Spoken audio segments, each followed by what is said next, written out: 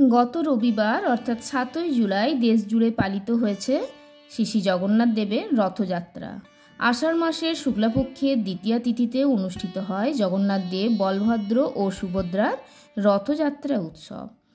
এরপর আগামী 16ই জুলাই অর্থাৎ কাল পুরীতে পালিত হবে উল্টো রথযাত্রা।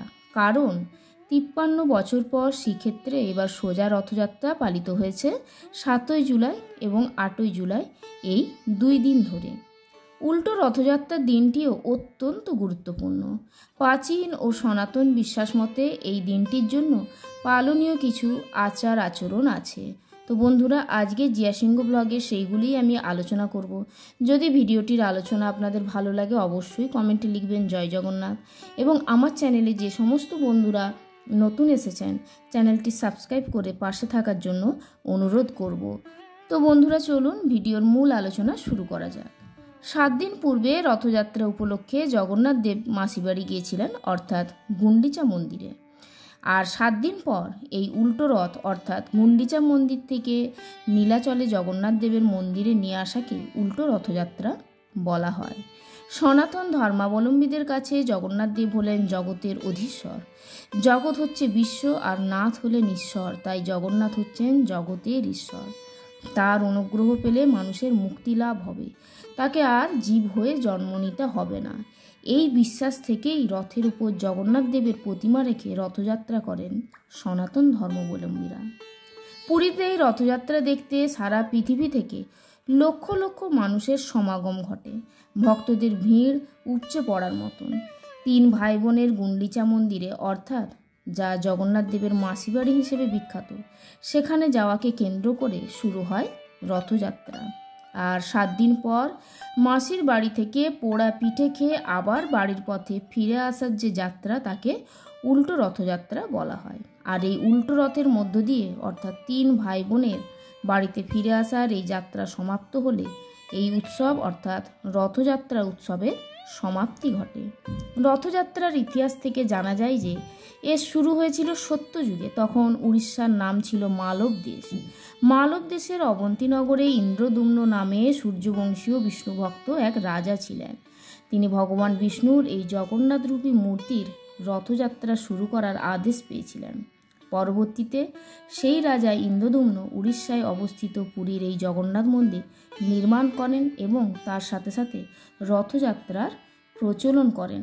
তবে এই রাজার রাজত্ব না থাকলেও বংশ পরম্পরায় পুরীর রাজ পরিবার আজও বিরাজমান। রাজ পরিবারের উত্তরাধিকার প্রাপ্ত রাজা উপস্থিত হয়ে দেবতা জগন্নাথ, তার বড় ভাই বলরাম এবং ছোট বোন সুভদ্রা দেবীর পরপর 3টি রথের সামনে পুষ্পাঞ্জলি প্রদান করার মধ্য দিয়ে রথের সম্মুখভাগে সোনার ঝাড়ু দিয়ে ঝাঁট দেওয়ার পরই পুরীর জগন্নাথ দেবের রথের দড়িতে টান পড়ে। তারপর শুরু হয় জগন্নাথ দেবের রথযাত্রা। তো বন্ধুরা, সোজা রথযাত্রার মতো উল্টো রথযাত্রার দিনটিও অত্যন্ত গুরুত্বপূর্ণ। প্রাচীন ও সনাতন বিশ্বাস মতো এই দিনটির জন্য কিছু পালনীয় আচার আচরণ আছে। মনে করা হয় সেগুলি যদি আপনারা অনুসরণ করেন তাহলে জীবনে অনটন দুঃখ এগুলি থাকবে না। তো সেইগুলি কি একবার আমরা জেনে নেব। তো সোজা রথযাত্রার মতো উল্টো রথেও পটল একেবারেই খাওয়া যাবে না। পটলের তৈরি যে কোনো খাবার এই তিথিতে এড়িয়ে চলতে হবে। এরপরে বলবো কোনো রকম শাক উল্টো রথের দিন না খাওয়াই ভালো। এটা আপনাকে মাথায় রাখতে হবে যে উল্টো রথের দিন কোনো রকম শাক খাওয়া যাবে না।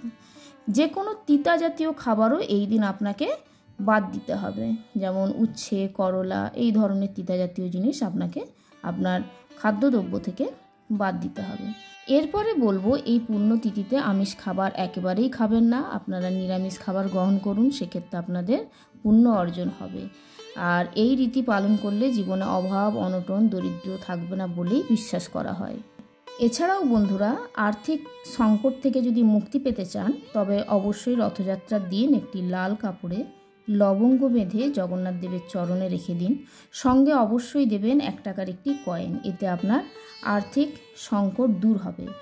আর মনের ইচ্ছা পূরণ করতে এই বিশেষ দিন সকালে ঘুম থেকে উঠে পরিষ্কার জামা কাপড় পরে লবঙ্গ, একটি গোলাপ ফুল, তুলসী পাতা নিয়ে জগন্নাথ দেবের মন্দিরে গিয়ে তা মহাপ্রভুর পায়ে অর্পণ করুন। এতে আপনার সমস্ত মনের ইচ্ছা খুব দ্রুত পূর্ণ হবে। জয় জগন্নাথ। আজকের ভিডিওর আলোচনা এখানেই শেষ করব শ্রী শ্রী জগন্নাথ দেবকে প্রণাম মন্ত্র জানিয়ে। নীলাচল নিবাসায় নিত্যায় পরমাত্মনে বলভদ্র সুভদ্রাভ্যাং জগন্নাথায়তে নম। জয় জগন্নাথ। শেষ হলো আজকের ভিডিওর আলোচনা। আগামী উল্টো রথযাত্রা আপনারা সবাই খুব ভালোভাবে পালন করুন। জগন্নাথ দেবের কৃপায় আপনারা সবাই ভালো থাকুন, সুখে থাকুন, শান্তিতে থাকুন। পরের ভিডিওতে আবার দেখা হচ্ছে। জয় জগন্নাথ।